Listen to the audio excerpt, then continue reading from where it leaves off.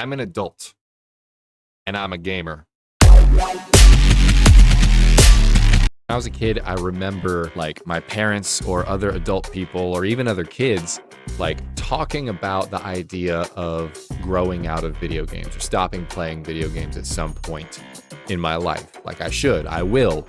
And as a kid, I kind of thought to myself, well, I don't think there will ever be a time that I don't play video games or don't want to play video games. Maybe some people think that it's something that I'll grow out of or that everybody grows out of, but I just don't see that happening. As my generation and an older generation and even a younger generation all become full-on grown-ass adults with jobs and kids and businesses and the responsibilities of upholding society, these people are still playing video games. I'm still playing video games at 31 years old. As a father, as a business owner, I have a job, I have a mortgage, I have dogs, and I still play video games. And it's still like the thing that keeps my attention and keeps me interested in a hobby more than anything else. And for some reason, that fact just makes me feel terrible. It makes me feel so guilty sometimes that it'll be in the middle of the day or late at night when I could be resting or doing something other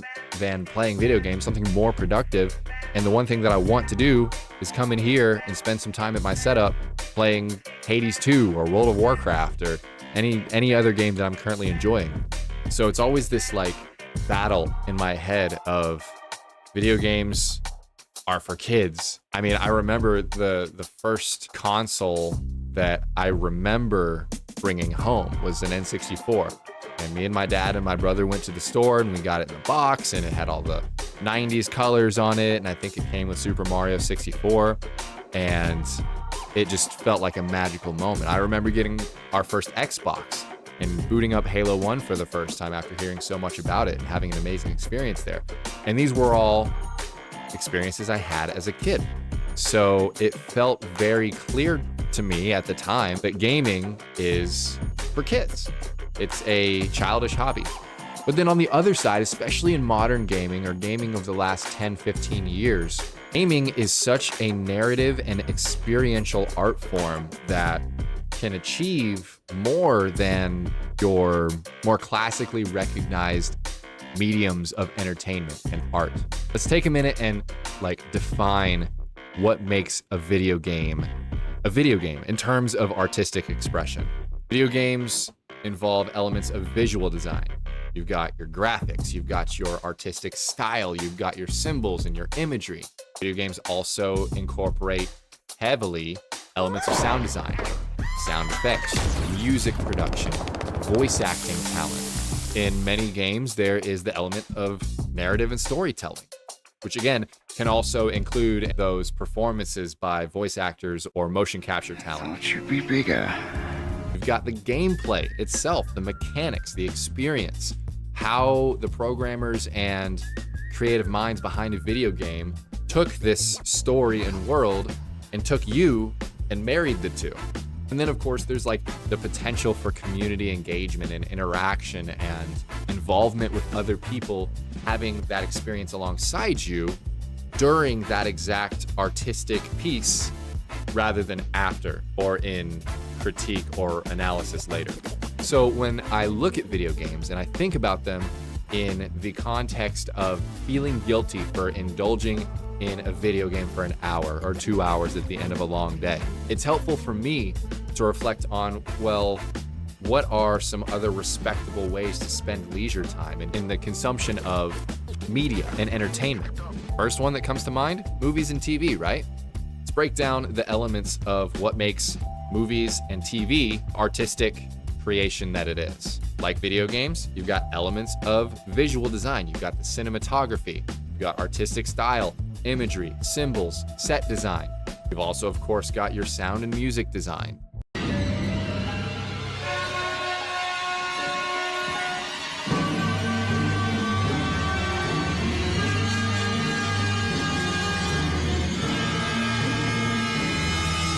You've got the narrative, the storytelling, the performance by the actors involved in the shoot.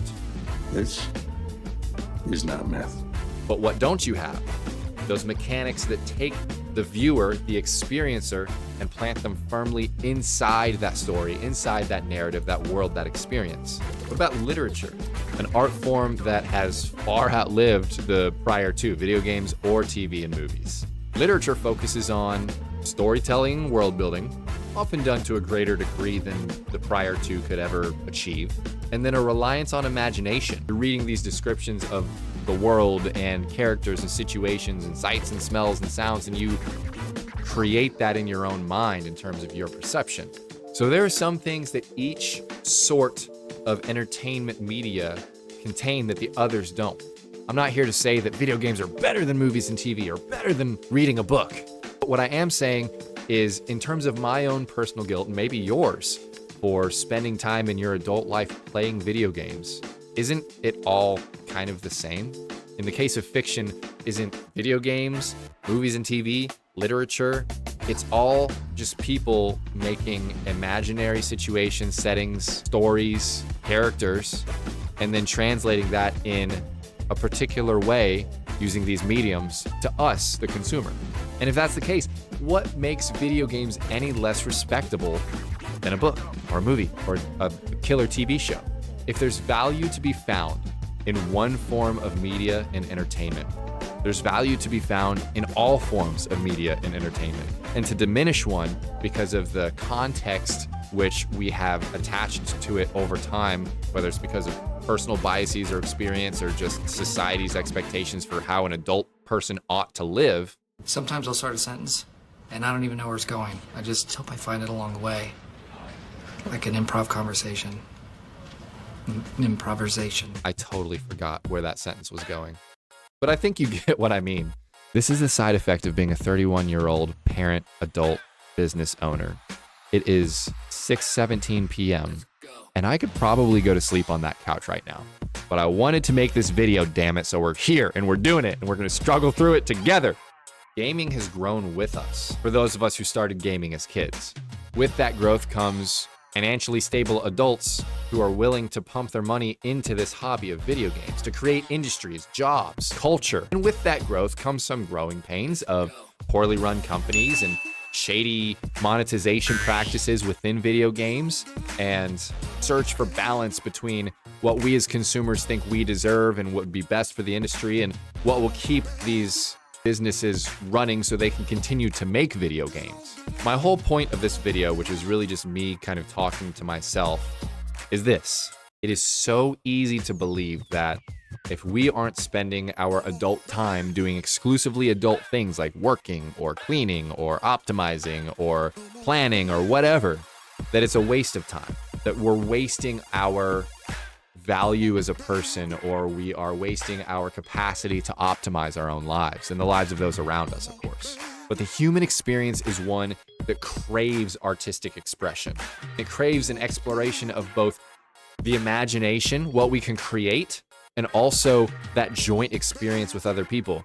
And sometimes video games can be the best way to have that experience. Like I said, not to squander or squash movies and TV or reading books, but there are some elements in gaming that you can't recreate while reading a book or watching a TV show. You can't read a book as a part of a team, like working towards that last chapter together. You can't compete with your friends to see who can watch Breaking Bad better. And again, at the same time, you can't be served a story 100% passively like you could with reading a book or watching a TV show or a movie in a video game. I just don't want to feel guilty anymore for trying to make a couple hours a week where I can sit down and play some Hades 2 or explore new games and have those experiences. For me, there's definitely a lot of like personal stuff that makes me feel this way when I think about playing video games, but I do believe that as my generation continues to age and younger generations continue to age and average person of the world is a little bit more exposed and familiar to gaming and the gaming industry and the gaming culture, that these issues won't be as prevalent. But anyway, I want to know what you think. Are you an adult person? Do you have a job? Do you have kids? Are you married? Do you own a business? And Do you still play video games? Or have you stopped playing video games and you really wish that you hadn't, but you feel like you must? Also, as a pro tip and as a hack, if you can marry playing video games with something productive somehow, it's a little corny, but it can make you feel better about your life. And in this video, I did just that. So check this out.